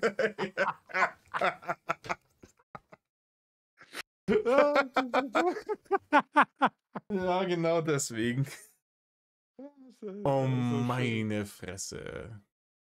Nee, ich beiß mir immer noch in den Arsch, dass ich den damals was waren das, 2023, oder? Wo wir uns getroffen haben. Ja, das war 23 Dass ich ihn ungefähr, da ja. wirklich echt um 5 Minuten verpasst habe. So. Mhm. Ich hab mal kurz überlegt, ob ich aussteige bei der nächsten Station und dann wieder zurückfahre, aber da war dann auch nicht mehr gesagt, ob er dann noch am Hauptbahnhof gewesen wäre. Das war Ähm, das war da, wo Utti mit ihm gequatscht hat, ja, ne? ja, das war, wo er gerade Ja. fresh aus Avignon wiedergekommen ist. Wo Ah, wir, das Ja, wo wir am Vortag irgendwie, keine Ahnung, den Stress hatten, weil diese komischen Hallodris da irgendwie auf dem Schanzengelände aufgeschlagen sind, die angefangen haben, einfach wild die Scheiben einzuschlagen. Ja, ist so. Und ja. Oh Mann. Ja, das war eine lustige Nummer im Übrigen. Ja. Da haben wir viele Späße gehabt. Vor allem, was Ma ich wirklich lustig fand, ist, dass diese Eskalation ist von gewissen Leuten aus dem Game halt sofort wieder irgendwie uns zugeschrieben worden. Also jetzt mir direkt nicht, weil die meisten Leute nicht wussten, dass ich da war, aber so Roxau und so. mhm. Und ja, dass da wieder irgendjemand die Bullen rufen musste wegen irgendwelchen Leuten. So, wir haben ja da eigentlich nichts getan. Und dann Ja, eben. kommen da einfach irgendwelche 3 Halbstarke vorbei, schlagen die Scheiben ein und dann am nächsten Tag heißt, oh ja, hier die Leute aus der Bubble, da, schau sie dir alle an. Also, Boah, ja. ja, da habe ich mal, oh, Junge, was ist, ey, ne. Also für die Leute, die es damals nicht mitbekommen haben, wir sind damals, wir haben uns getroffen da in der Gegend und Genau. sind zur Schanze gemeldet, haben natürlich auch ne, gut getankt und alles, aber ähm, ja, haben uns aber die Ground Zero ein bisschen angeschaut, schönes Wetter war, gerade lustig war's. Und dann kamen halt irgendwie so 3 Dudes daher und die sind halt auf das Gelände marodiert und haben dann angefangen, irgendwie Stecken zu nehmen und irgendwie Scheiben von der Scheune einzuschmeißen und sowas. Dann haben die Nachbarn die Bullen gerufen und ja, dann sind die Typen halt abgehauen. Wir haben den Bullen dann auch erzählt, so ja, keine Ahnung, die sind ja gekommen. Dann haben sie angefangen zu randalieren. Als sie mitgekriegt haben, dass die Bullen kommen, haben sie sich verpisst, ungefähr in die Richtung, keine Ahnung, ne? Und Ja, ja, das hat ein bisschen für News gesorgt im Game. 'n bisschen, ja, 'n bisschen. Das Schöne war aber, wir sind alle komplett cool geblieben, weil wir ja wussten, wir haben nix gemacht. Yeah. Oh Mann, ja. Das war schon, das war schon, ne, es war aber 23 war das. Aber Das es war war, schon war auch cool. eine lustige Art und Weise für meinen ersten Ground Zero Besuch, ne? Aber ich hatte das ursprünglich ja mal geplant gehabt, 2022. Ich habe mir gedacht, hey, so ein paar Tage vor der Gerichtsverhandlung, Ja, wenn ihm richtig der Stift geht und richtig ne, dünnes Nervenkostüm hat, da fahren wir dann hin. Das war alles schon geplant und dann hat sich der tatsächlich Ende Februar aus der Schanze verpisst, ne? oh ja. Aber wie wir inzwischen auch wissen, wir haben es damals alle vermutet, aber inzwischen wissen wir es unfreiwillig. Eigentlich war der Plan, okay, wir lassen den jetzt noch bis zu der Scheißverhandlung da drin und solange er die Füße ein bisschen stillhält und die Nummer mit Mhm. dem Verteilerkasten, ne, und der vorhergegangenen, Wiesenaktion. ja, die Wiesenaktion, aber die vorhergegangene Provokation, die zur Ummittelung des Verteilerkastens geführt hat, Ja, ähm, genau. tatsächlich dafür verantwortlich war, dass sie den rausgeschmissen haben. Dass sie gesagt haben, hier, nee, Feierabend, du hättest eigentlich Anfang Januar schon hier rausgemusst, Ende des Monats bist du hier weg. Und deswegen ist auch die Bullerei damit aufgeschlagen. Ey, das war für mich so ein, als er das erklärt hat, ne, wo er gesagt hat: „Nein, ich habe nie gesagt, dass ich am 5.1. raus muss. Ich habe gesagt, bis zum 5.1. muss ich da“, habe ich mir gedacht: „Rainer, das ist jetzt nix anderes.“ Ja, Das ist wie wenn vor, du vor, sagst: vor, „Ich habe kein Kochvideo gemacht, ich habe ein Video gemacht, in dem ich gekocht habe.“ ja, vor allem, wenn du sagst, ich muss bis zum 5. raus, dann, klar, dann kannst du sagen, theoretisch kann ich auch vorher schon 5.1. raus. raus. Ja, ja, Aber an dem Tag, an dem es ne, von 0 Uhr auf 0 Uhr 1 vom 4. auf den 5. geht, ist das synonym mit ich muss am 5. raus. Ne? ja, korrekt. Gen genau das. Ah, das war, ey, ich kann dir sagen. Ich verstehe es auch da nicht, weil auch das war wieder Winkelglück par excellence. Ne? Ich verst Die Winkelspecht und der komplette Gemeinderat von Emskirchen hätten sagen können, heute ist der 5., wenn der bis Mitternacht hier nicht raus ist aus dem Puff, komm morgen Gut, der 6. war ein Feiertag, dann geben wir ihm den noch. Am 7. steht die Bullen vor der Tür und der wird rausgeräumt, weil das Haus und das Grundstück gehören ihm nicht mehr. Er ist hier mehr oder weniger, er ist jetzt derjenige, der Edzardler Hausredensbruch begeht. Raus mit ihm, ne? Ja. Dass die den überhaupt noch so lange Ja. da drin geduldet haben, das war ja auch schon wieder einfach Wingelglück ohne Ende. Richtig. Aber so war das. Das Wingelglück war immer da. Es ist immer allgegenwärtig und ich habe so das Gefühl, dass es das jetzt immer noch ist. Wir werden sehen. Es ist ja momentan jetzt noch die Nummer, der hat sich jetzt gedrückt vor der einen Verhandlung da, ne, wo ihn Klon da angezeigt hat.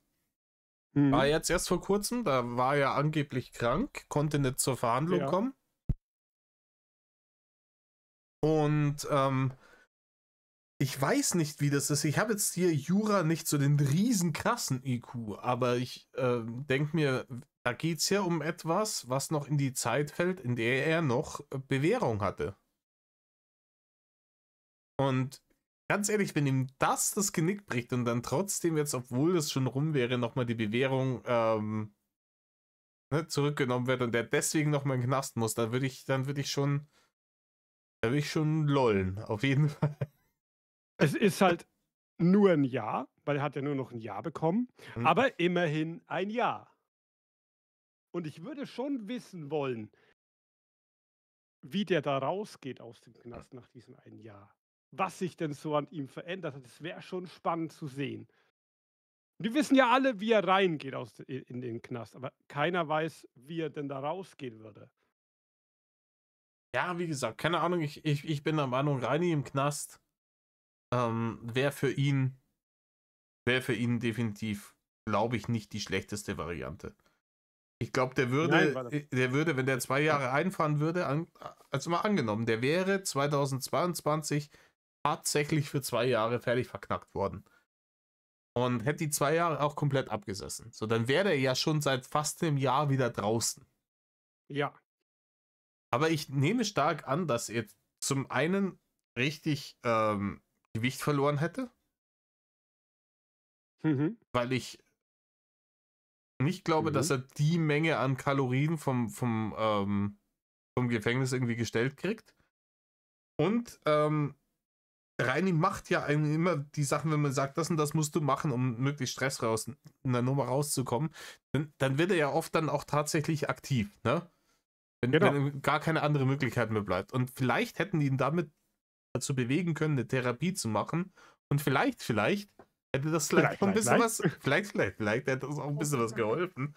Und wenn er dann da rausgegangen wäre und da vielleicht, wie gesagt, noch seinen Hauptschulabschluss gemacht hätte, etc.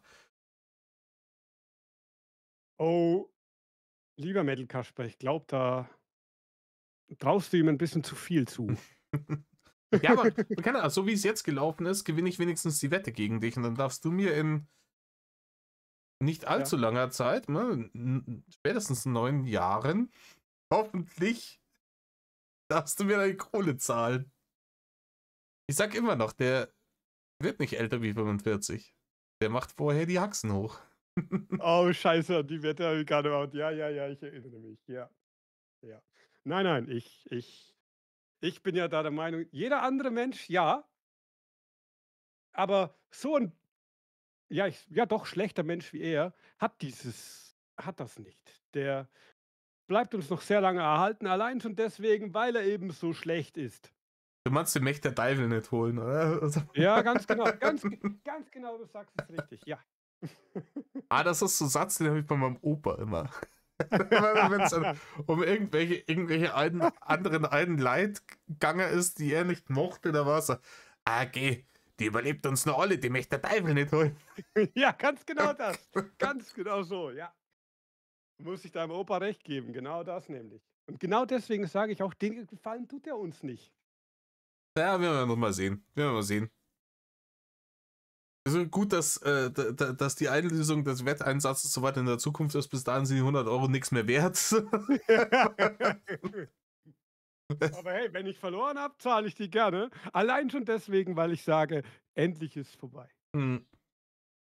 Ja, ganz ehrlich, ich glaube auf Reinis Beerdigung, aber die werden die wahrscheinlich nicht öffentlich machen, die verscharen den irgendwo.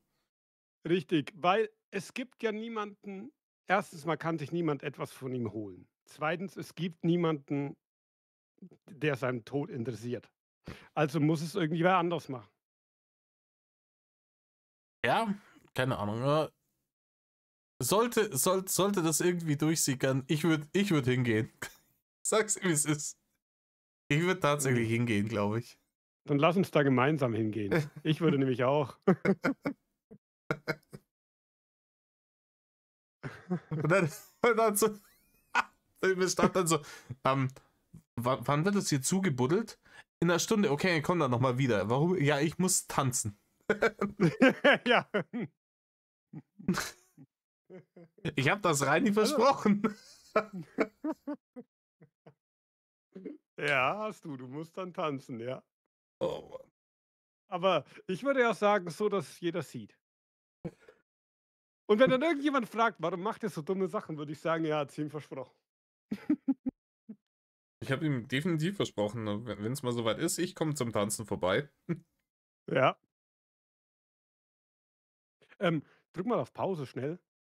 Mal Pause. Okay, kurze Pause haben wir gemacht. Getränke-Nachschub holen. Genau, Um. Spitzenpredatorfütterung. Ah ja, Raubtierfütterung muss immer sein. Nee, wir sind jetzt auch schon 1 Stunde 20 in der Nummer drin und wir hatten uns gedacht, wir reden jetzt noch über eine Sache und zwar ähm, 4D-Schach. Ah, ja, Weil ja, ich ja. mitgekriegt habe, wenn er dann den Leuten sagt, boah, ja, jetzt geht er ins Gym und dann räumt er hier auf und dann ist, hast du nicht Ja, gesehen, genau. er in Berlin ist er ja angeblich. Er hat, Seine er hat diese sei Nummern immer noch nicht aufgegeben, dass er meint, er kann die Leute irgendwie manipulieren.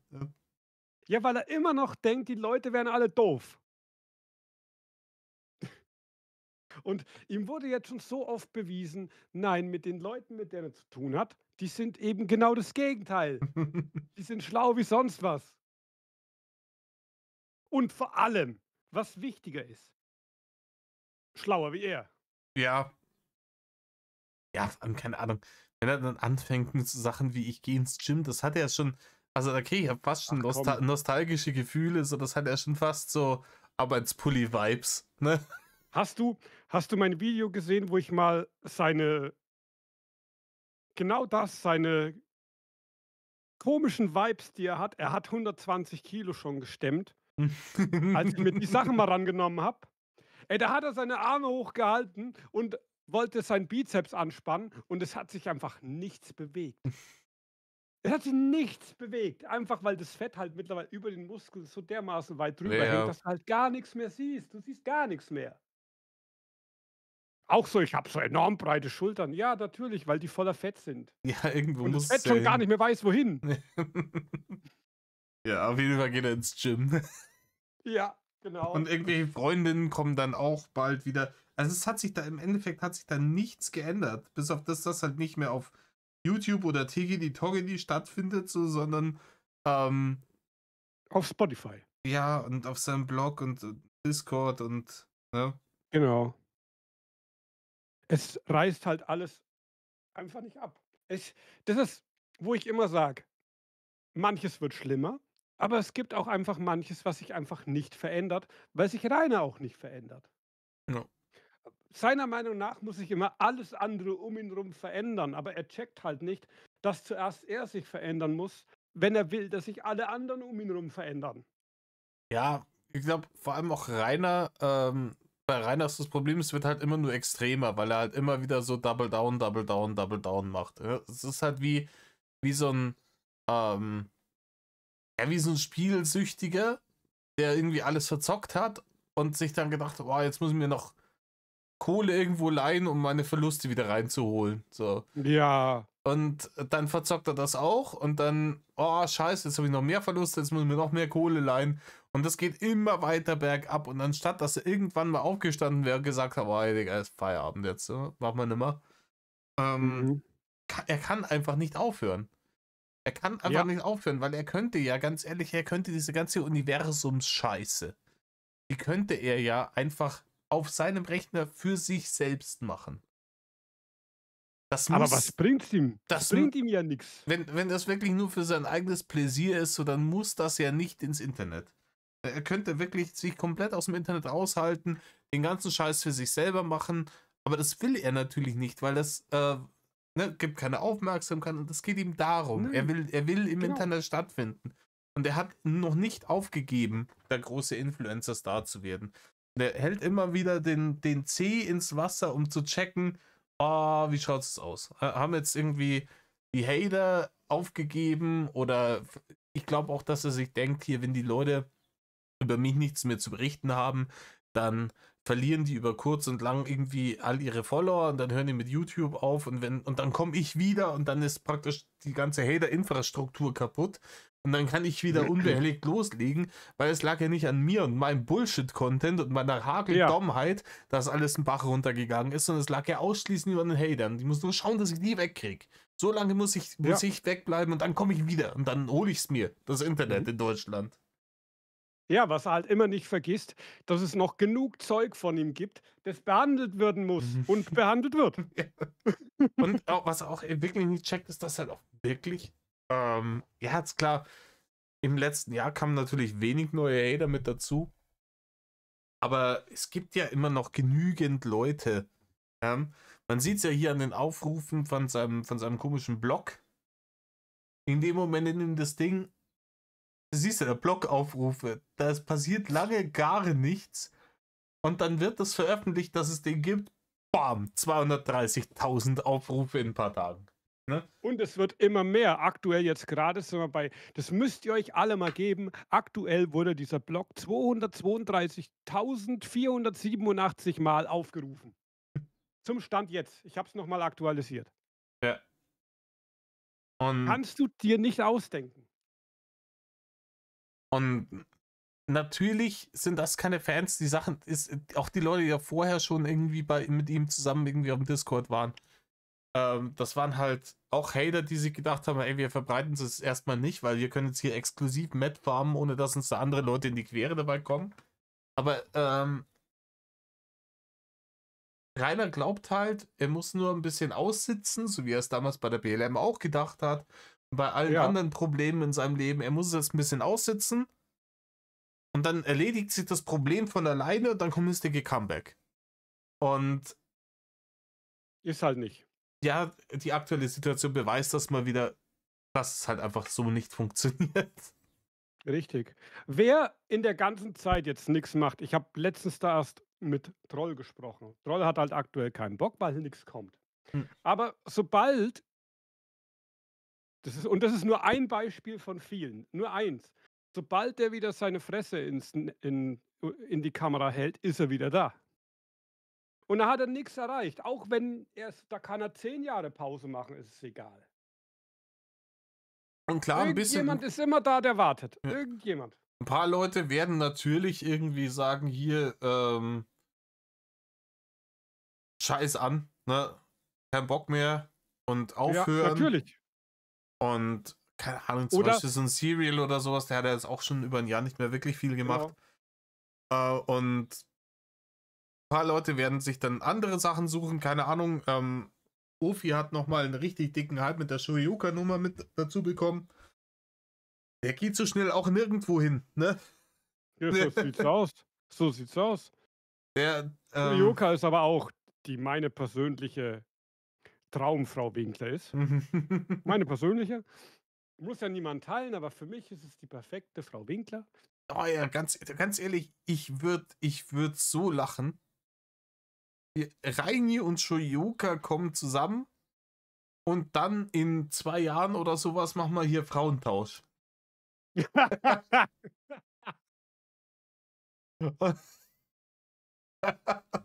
Und dann, Alter, keine Ahnung, wir wären da gut dafür. Aber vielleicht hat der Kuchen-TV bis dahin wieder irgendwie eine fixe Alte. Dann stell Oh dir mein vor, stell dir Oh vor, da mein war Gott. kommst du Yoga zu Kuchen-TV da raus. Ja, oh mein Gott, Junge. Ah, lecker, das Oh. wäre. Das wäre 'ne Show. Ja, hätte ich Freude dran, auf jeden Fall. Ja, da würden sich nicht nur die Hater drauf stürzen, sondern sämtliche großen Reaction-Kasper. Oh Mann. Ja, aber was willst du erwarten? Ich habe mir's halt genauso gedacht. Und viele haben's ja auch gesagt, von wegen Rainer komplett weg. Es sind halt nur immer paar Einzelne, die halt sagen, das Game ist vorbei. Aber ich sage immer: „Nein, dieses Ding hat sich so festgesetzt. Da muss schon mehr passieren, dass es vorbei ist. Da Solange, muss wesentlich mehr passieren." solange Rainer Zugriff aufs Internet hat, wird Rainer im Internet als Content Creator stattfinden. Ja, So ist es. So ist es. Und ich befürchte mittlerweile sogar über seinen Tod hinaus. ja, aber dann ist lame. Ich glaube, wenn Rainer tatsächlich mal das Zeitliche segnet, dann ist das Game relativ schnell vorbei. Über kurz oder lange, ja. Weil dann weiß wirklich jeder, es ist doch zu Ende. Ja. Dann gibt's Dann noch kann einmal, wirklich dann jeder, gibt's noch ja. einmal so einen richtigen Content-Spike irgendwie für ein paar Wochen. Und Vielleicht auch dann, Monate. ja, maximal, Ja. aber dann ist wirklich vorbei. Und dann kommen vielleicht alle Jubeljahre mal irgendwie einer so, yay, erinnert ihr euch noch damals, Genau. Drachenlord, haha. Aber ansonsten, Oder das, insofern, leider Gottes, insofern hat er wirklich recht besiegt. Ist er da erst, wenn mhm. er tot ist, ne? Ja, ja, ja. Es gibt schon Sachen, in denen er recht hat, aber es ist halt nicht so recht, wie er glaubt, dass er recht hat. Das muss man halt so sagen, ne? Rainer ist halt mit allem, was er sagt, ein Griff ins Klo. Ja. Und das sage ich halt, so wie dieses Beispiel. Und das, wo er tatsächlich mal Recht behält, ist es nicht so, wie es er gern hätte. Das ist halt leider, Es ist leider so. Aber wie gesagt, ich bin immer noch fest davon überzeugt, dass ich innerhalb der nächsten 9 Jahre hier Kohlen von dir krieg für die Wette. Und dann kommst du mal vorbei und dann hauen wir das miteinander auf den Kopf. Dann kaufen wir so viel ja, Bier, wie es davon dann zu der Zeit noch gibt. Und dann. ja, okay, da besaufen wir uns dann zusammen. Ja. Machen wir. Na Ah, oh gut. mein Gott. Hast du noch irgendeinen Geistesblitz, irgendein Topic, über das du sprechen willst? Oder? Nicht mehr groß, außer dass ich jetzt sage, ich habe auch das Gefühl, und das möchte ich hier noch mal sagen, allein deswegen, wegen diesem ganzen Blog, dass wir die Tage oder Wochen zählen können, bis wieder irgendwann ein Stream aufgeht und zack, da ist er nur noch mal dicker als sonst. Ja, sehe ich auch so frühest, spätestens wenn der bei Uwe rausfliegt, Mhm. der wird nicht bis ans Ende seiner Tage da drin, hier da in Zobes leben können. Also spätestens in einem Jahr oder zwei, wenn er bei Uwe rausfliegt, Uwe vielleicht selber irgendwie einen Arsch hochgerissen hat, so dann ist da Feierabend. So dann heißt es wieder hier, hallo, tippen, liken. Ja. Ich sag so ich sag sogar, ähnlich wie Ganni und Bewährungsversager gesagt haben, die Switch interessiert ihn. Und Mhm. dafür will er Kohle haben. Ja, das ist wahrscheinlich auch so ein Ding, warum er jetzt gerade jetzt auch wieder kommt. Ich glaube, es hat aber viel zu tun mit verschiedenen Sachen. Ich glaube, die Switch ist ein Faktor. Ich glaube auch, diese Nummer mit Klonter da ist ein Faktor. Mhm. Ähm, da spielt viel mit rein. Ich weiß nicht, wie das jetzt ist mit seiner Schuldentilgung. Mhm. Ob er da irgendwie. Sind wir mal so, weißt du, was mir noch fehlt hier? Und ich glaube, das kommt noch. Ein Tippi-Link. Er hat doch einen Tippi-Link. Ich Hat er sehe ihn hier doch. nicht. Ich sehe hier nur Twitter und, Podcast. Ja, also laut meiner Information, sehe es jetzt hier auch nicht, aber laut meiner Information hat er auch irgendwie wieder ein Tippi, was er dann vielleicht über Twitter ähm, Gut, das kann sein, ja, ja. promoted oder sowas. Aber Das kann natürlich sein. meine Information ist, dass wieder ein Tippi-Account besteht.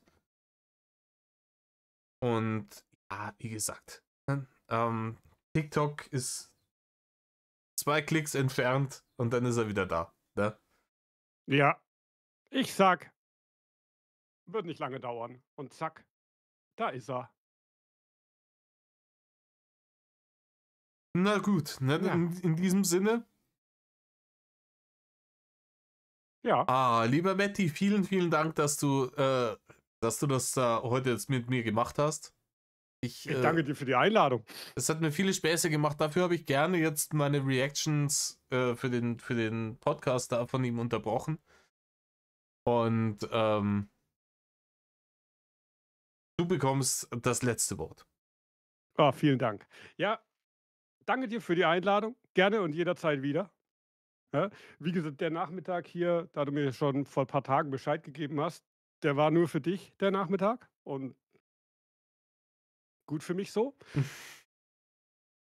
Und euch allen anderen da draußen, ich hoffe, euch hat's ein wenig gefallen. Euch hat's ein wenig den Nachmittag oder morgen oder die Arbeit verschönert.